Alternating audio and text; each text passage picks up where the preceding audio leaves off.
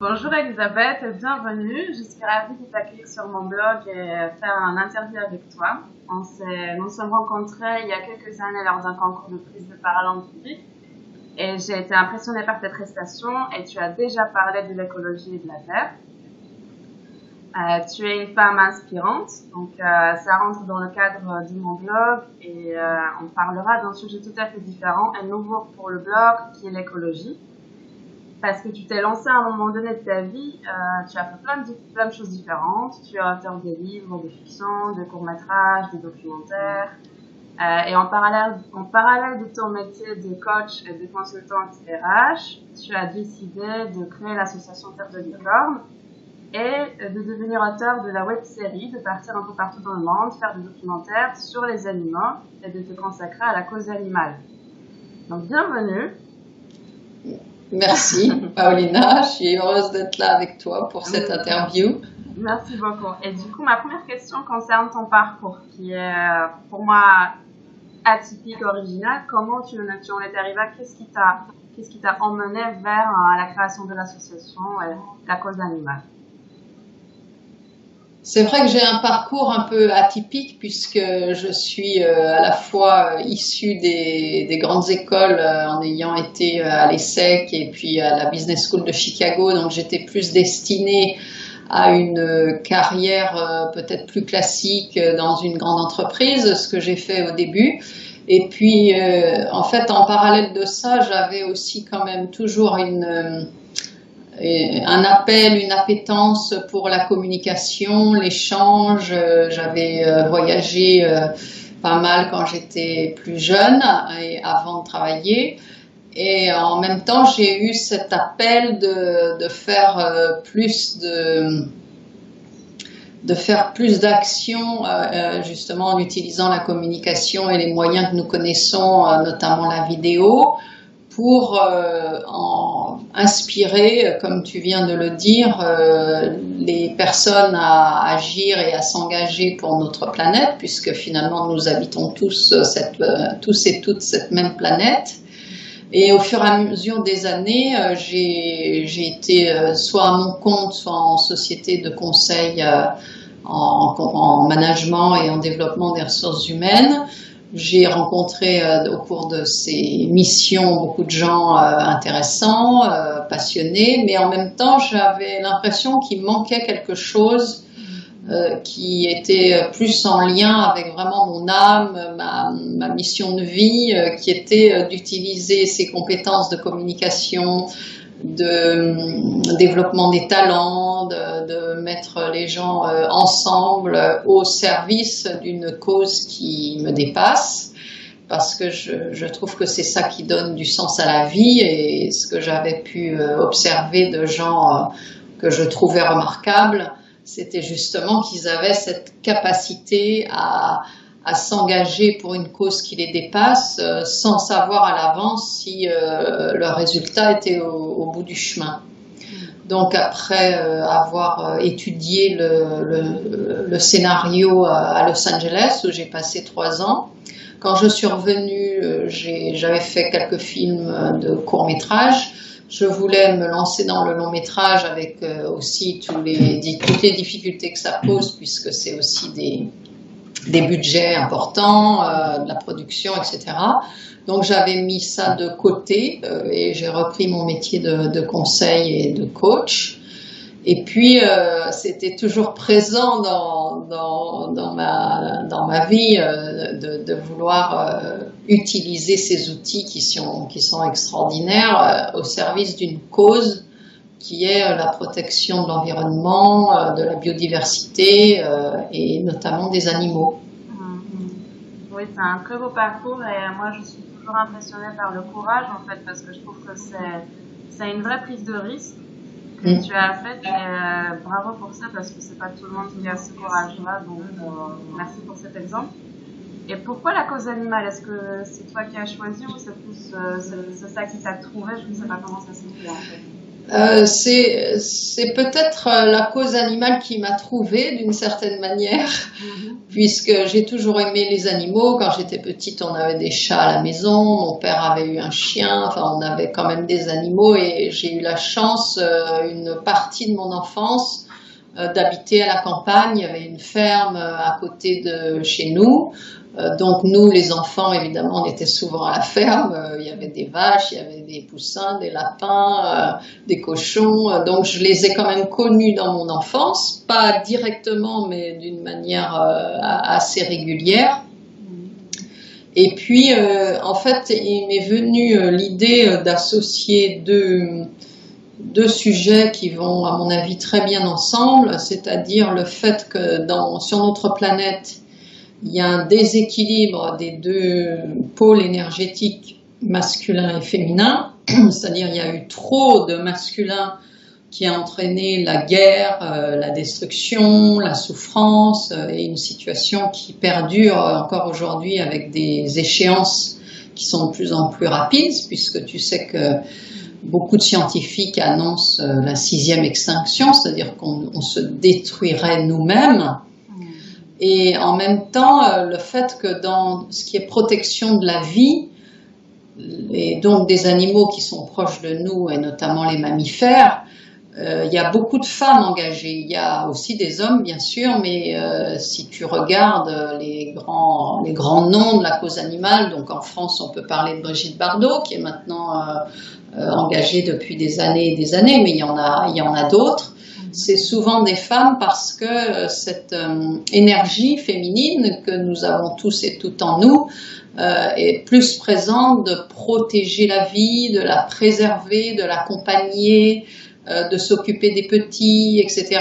Et je suis sûre que si on arrivait, est-ce qu'on en a encore le temps? Personne ne le sait, mais de rééquilibrer ces deux pôles énergétiques qui font l'humain lorsqu'il est dans l'expression de la création, de ce qu'il est dans la partie la plus lumineuse de lui-même et d'elle-même, eh bien, on prendrait un autre chemin, j'en suis sûre, puisque finalement, la Terre, c'est notre maison à tous et à toutes. Et si on la détruit, on va se détruire, c'est une évidence. Donc c'est vrai que l'extinction, elle est malheureusement de plus en plus proche de nous parce que on n'a pas pris les décisions politiques notamment qu'il fallait prendre et on a attendu, et maintenant les échéances se rapprochent.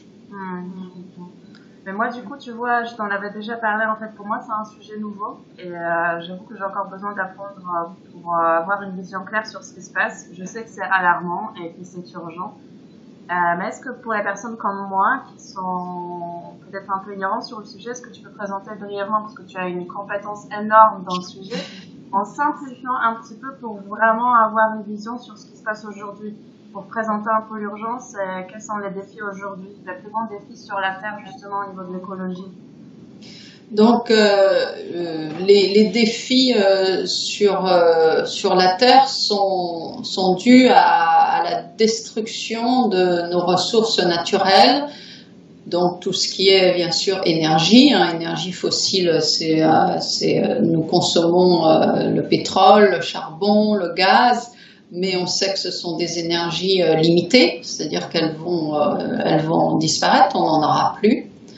Ensuite, il y a ce qu'on pourrait appeler le tissu de la vie. Le tissu de la vie, il est fait par tout ce que la nature a créé sur des millions d'années, et qui nous a été offert finalement à nous, la race humaine. Donc c'est le monde des plantes, le monde des pierres, l'eau, les océans, les animaux, tout ça finalement, ça nous a été donné, mais comme nous l'avons pris, take it for granted, je ne sais plus comment on dirait ça en français, on l'a pris comme acquis, alors que là aussi c'est un environnement, une biodiversité dont on commence seulement à comprendre la complexité. Et si on est uniquement dans prendre, dans être prédateur, c'est-à-dire on prend et puis on prend et puis on prend, comme on est de plus en plus nombreux sur la planète, eh bien, on détruit le tissu vital qui nous fait vivre, nous, les êtres humains. Alors le problème, je suis d'accord avec toi, il est gigantesque, il est complexe, donc par quel bout le prendre? Et il y a en même temps beaucoup de gens qui œuvrent, enfin qui essayent de faire différemment, hein, que ça soit de la nourriture bio, que ça soit le recyclage, que ça soit les énergies alternatives comme le soleil, le vent, etc. Mais nous, chacun d'entre nous, dans notre relation à la Terre, si on arrive à la modifier pour être plus respectueux et plus dans une relation d'amour finalement avec la Terre et de tout ce qu'elle nous donne, eh bien on peut changer les choses, de passer de prendre tout pour acquis à être dans une interrelation avec le vivant. Et je trouve que les animaux, ça nous touche beaucoup. Parce que quand on a été enfant, la plupart d'entre nous, on a été en contact avec des animaux, enfin de moins en moins hélas pour les enfants d'aujourd'hui, mais je vois bien, tu vois là, en ce moment il y a le marché de Noël dans la ville où j'habite, eh bien ils ont mis des petites chèvres, des petits moutons, et les enfants, il n'y a rien à faire, même s'ils ont des tablettes, des téléphones, ils vont vers le vivant, ça les touche, Et ces animaux, on devrait en être, comme l'a dit Laila Del Monte, que tu as rencontré, des gardiens. Des gardiens. Alors, il y a mon idée, finalement, pour revenir à la web-série, c'était de dire, avec des animaux et des mammifères en particulier, qui nous touchent, puisque nous sommes nous-mêmes, les humains, des mammifères, c'est-à-dire on a besoin de manger, on a besoin de boire, on a besoin de dormir, de se reproduire, comme les mammifères. C'était d'associer ces femmes qui œuvraient pour les protéger à ces animaux qui, en nous touchant, peut-être peut nous faire reconnecter nous-mêmes avec notre cœur et notre source d'amour intérieur, et de se dire, oui, finalement, je peux aussi, moi, faire évoluer ma relation avec la Terre et avec le vivant. Alors, c'est vrai aussi entre humains, bien sûr, hein, mais finalement, les animaux, ils sont, pour moi, les sans-voix, ils n'ont pas de voix. Ils ont beaucoup de choses communes avec nous, surtout les mammifères, mais ils ne peuvent pas exprimer enfin en tout cas pas directement, leurs souffrances, leurs envies, leurs désirs, leurs besoins. C'est seulement quand on vit avec eux et qu'on les protège et qu'on s'en occupe qu'on est en mesure d'avoir des relations avec eux et de s'en occuper. Et ces femmes le font, et souvent depuis longtemps, avec beaucoup de courage aussi, tu citais le courage, de dévouement, et souvent dans des milieux hostiles, hein, c'est-à-dire que le milieu dans lequel ces femmes ont œuvré n'était pas favorable à leur action. Oui, donc c'est en fait le changement d'attitude et ne pas se dire voilà, on peut rien faire, c'est trop grand, le défi est trop important pour agir. C'est plutôt le contraire, c'est step by step, comme tu me dis, pas petit à petit mettre sa pierre à l'édifice en fait. Voilà. Oui, donc parle-nous un petit peu plus de la Terre de Licorne et de ton projet de la web-série. Alors, Terre de Licorne, c'est donc l'association que nous avons créée pour produire ces vidéos et ces films, notamment cette web-série sur des femmes remarquables qui s'occupent des animaux. Et j'ai un projet qui concerne 8 femmes qui sont dans différentes régions du monde et qui s'occupent, comme je te disais, de différents animaux. J'ai choisi des animaux domestiques et des animaux sauvages. Les animaux domestiques, à ce stade, en tout cas pour les femmes, j'ai le chien et notamment le lévrier en Espagne, qui est avec un niveau de maltraitance qui paraît incroyable. En 2017, on se dit c'est pas possible d'en arriver là. Là, il y a une femme d'origine allemande qui s'est vraiment consacrée à leur cause, qui œuvre pour eux. Et puis dans les animaux qui sont plus soit maltraités, soit en danger d'extinction. Il y a les ours avec Christina Lapis, dont le film existe déjà. C'est notre pilote et il est en ligne sur la chaîne YouTube de Terre de Licorne. Et puis le deuxième qui est en train d'être fabriqué, c'est sur les éléphants. Et les éléphants m'ont toujours beaucoup touchée. Moi, quand j'étais petite, je lisais Babar. Peut-être tu connais le livre pour enfants, Babar, l'histoire de Babar. C'est un petit ours qui a une famille. Et en fait, qui a eu beaucoup de succès, qui a été traduit, qui a eu beaucoup de succès en Angleterre, aux États-Unis, etc. Et finalement, quand je me remets dans la peau de la petite fille que j'étais vraiment loin d'imaginer que en fait cet animal qui est quand même magnifique, majestueux et qui est un symbole du continent africain, est aujourd'hui pratiquement en danger d'extinction tellement il est chassé et braconné pour le commerce de l'ivoire. Et là, cette femme, Daphne Sheldrake, qui est kenyane, mais de descendant de famille britannique, elle a vraiment consacré sa vie à sauver les orphelins, les petits dont la maman avait été tuée, ou alors qui étaient pris par piège. Enfin, les méthodes de braconnage sont vraiment horribles. Et je crois qu'il y a quand même beaucoup de gens qui sont touchés par les éléphants. Il faudrait vraiment qu'on soit de plus en plus actifs, surtout nous en Europe, où on peut faire pression sur l'Europe en disant arrêtons cette chasse complètement délirante, alors que cet animal est aujourd'hui menacé d'extinction. Et puis le troisième projet, c'est sur les orang-outans en Indonésie, qui sont des grands singes, dans les familles de grands singes qui sont les plus proches de nous au niveau de leur ADN. Il y a les chimpanzés, les orang-outans et puis les gorilles. Et dans ces trois grands singes, il se trouve qu'il y a trois femmes zoologues extrêmement connues qui se sont consacrées, qui ont consacré leur vie à ces trois espèces.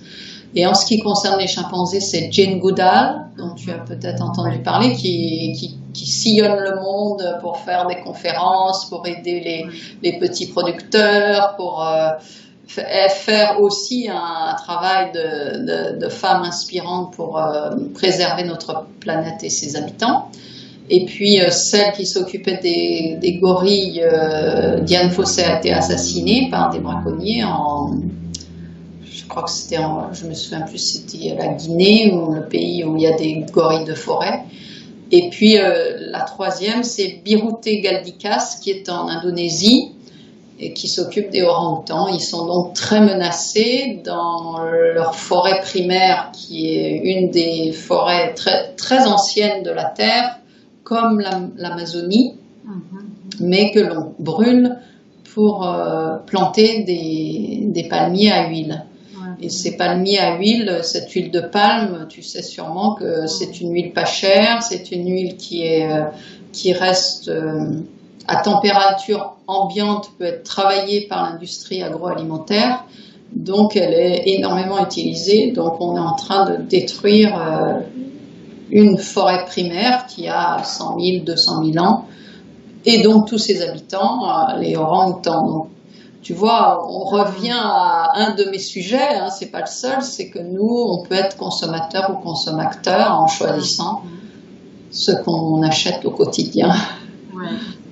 C'est ça, ce qui est le plus intéressant, c'est comment nous pouvons agir au quotidien, très concrètement, par des toutes petites actions presque qui paraissent minimes en fait, mais quand même qui ont un impact réel sur notre mode de fonctionnement, sur l'environnement par la suite, si on les cumule en fait au jour le jour.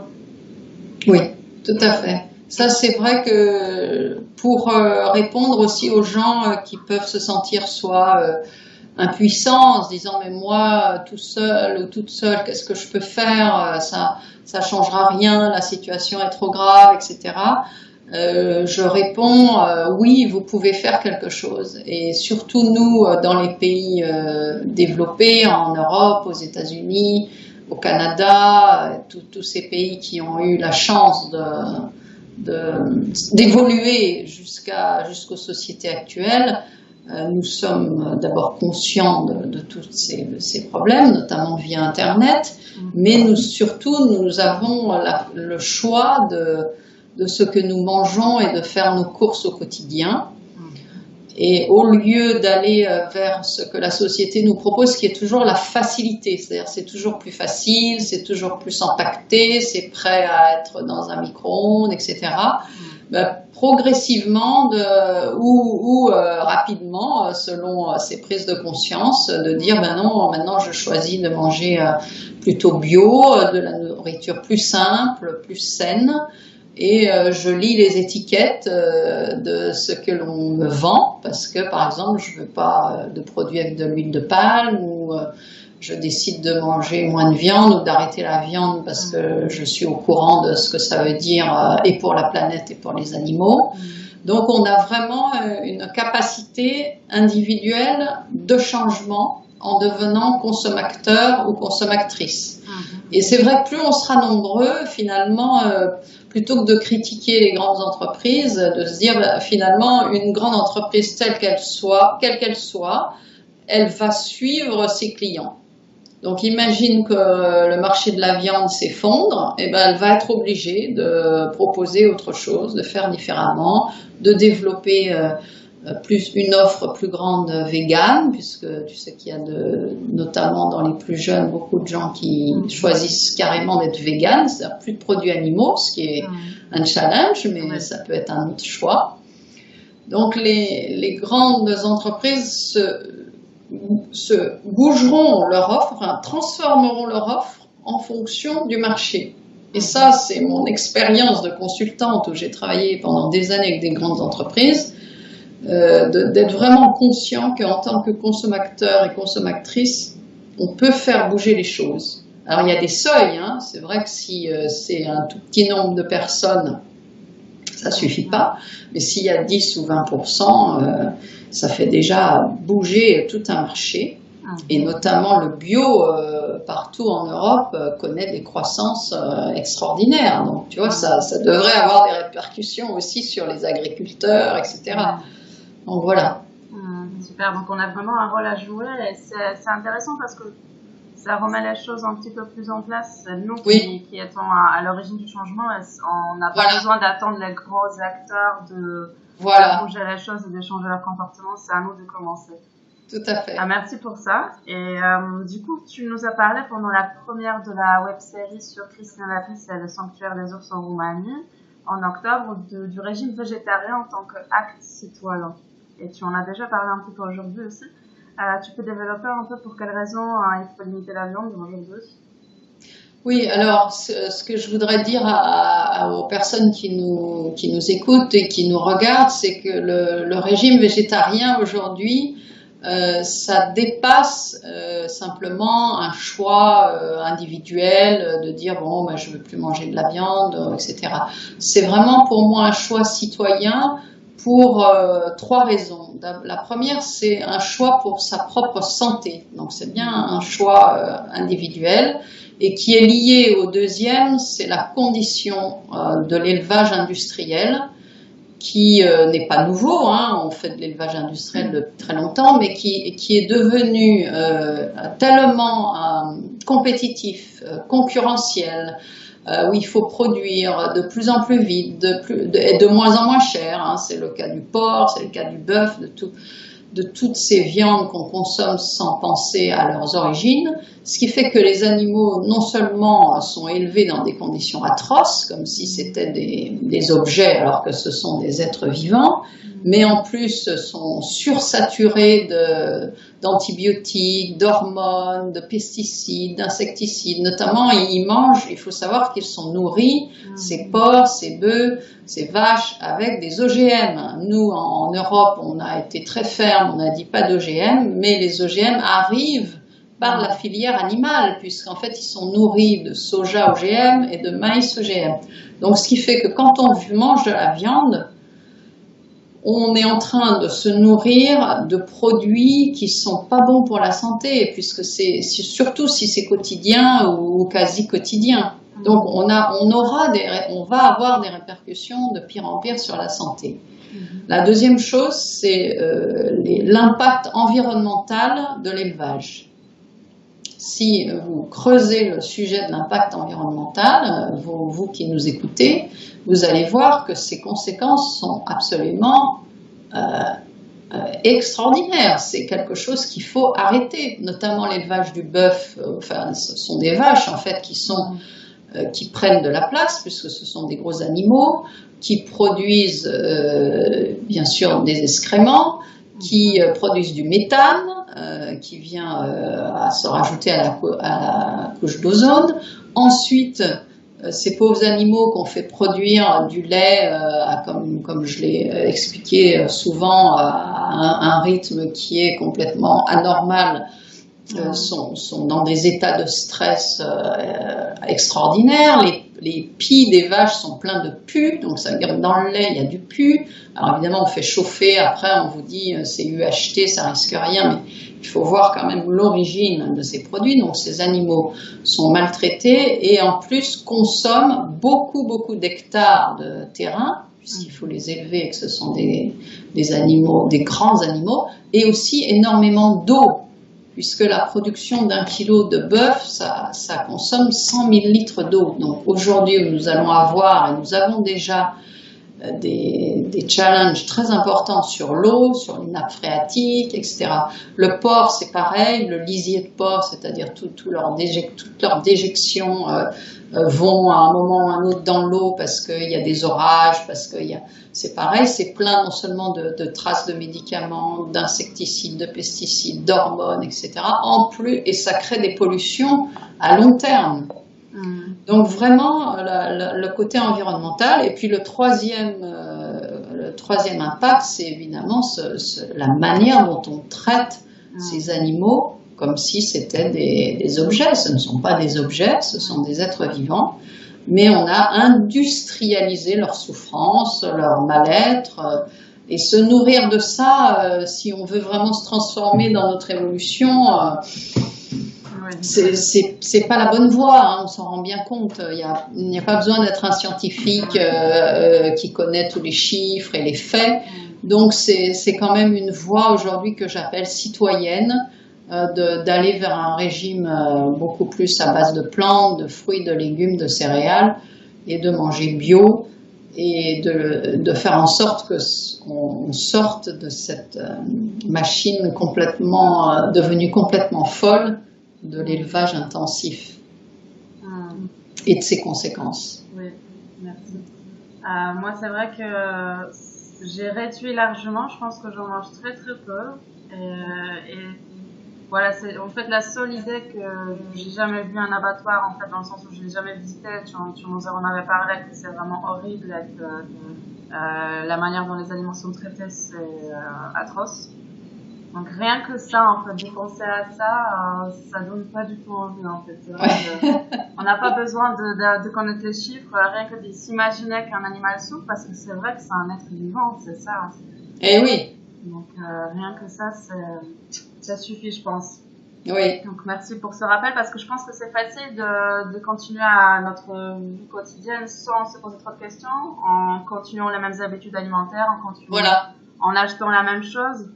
Et en fait, c'est plus simple et plus confortable de ne pas voir, d'être inconscient, en fait. Donc, merci, parce que je pense que dans ton court-métrage, moi, ce qui m'a touchée, c'est que c'est à la fois touchant et violent. Il y a un côté positif, optimiste, où on peut agir, on peut aider, mais il y a aussi une remise comment dire, on voit la souffrance quand même, on voit la violence que l'on produit. Donc, c'est les deux côtés qui sont un peu... c'est une mixture magique, pas facile à digérer, parce que c'est quand même violent. Non, parce que il y a un côté violent aussi quand même. Oui. Mais je pense que c'est nécessaire, hein, pour qu'on se rende compte de ce qui se passe aujourd'hui et de quoi l'homme est capable, en fait. Oui, voilà, c'est ça, de quoi il est capable. De quoi il est capable, tant qu'il se ressent séparé de la nature. Or, nous sommes la nature. Nous ne pouvons pas vivre sans la nature. Ouais. Sans l'air qu'on respire, sans l'eau, sans l'énergie, on est... Alors c'est vrai que je suis d'accord que une personne seule peut se dire mais ok, mais j'ai pas mais c'est pas vrai, c'est ça qui est... Si on attend que nos politiques ou que les grandes entreprises changent, ça sera trop tard. C'est vraiment à nous les citoyens, les citoyennes de se dire bah oui, je change un peu mes habitudes, et les habitudes alimentaires, ça nous touche profondément parce que c'est souvent notre maman, c'est notre famille, dans notre famille on mangeait ça, etc. Donc ça veut dire aussi ben je suis toujours en paix. Je suis en paix avec ma famille, mais je fais aussi mes propres choix, qui sont des choix qui sont en adéquation avec le monde dans lequel je vis aujourd'hui. Tu vois, aujourd'hui, on vit dans un monde très différent de nos parents et de nos grands-parents, et un monde où les challenges sont de niveau mondial. On est face à des challenges qui nous touchent personnellement, mais qui concernent le monde entier. Et ça, nos grands-parents et nos parents ne l'ont pas connu. Ils ont connu d'autres choses, notamment des guerres atroces. Mais je suis sûre qu'ils n'auraient pas, si on parlait avec eux, ils n'auraient pas envie qu'on recommence des guerres. Or, si on ne fait rien, ce qui nous attend, c'est des guerres. Entre nous, entre les riches et les pauvres, entre les pays développés et les pays en voie de développement. Voilà, donc ça a beaucoup d'impact de changer nos petites habitudes. Mais en étant conscient, on peut vraiment infléchir le courant qui nous emmène vers la facilité et la destruction. Parce que la société nous fait croire que tout est facile puisqu'on a des ordinateurs, des téléphones, donc on pousse des boutons, tu vois. Oui. Et du coup, on peut se dire, oh bah oui, je pousse un bouton. Non, la réalité concrète, sur laquelle repose ce virtuel, nous en sommes les responsables, nous en sommes les gardiens, les gardiennes. Et ça, c'est encore une fois le côté féminin un petit peu, c'est la protectrice de la planète. Oui, je crois que cette énergie, moi je ressens puissamment l'amour de la Terre comme une entité féminine qui nous porte.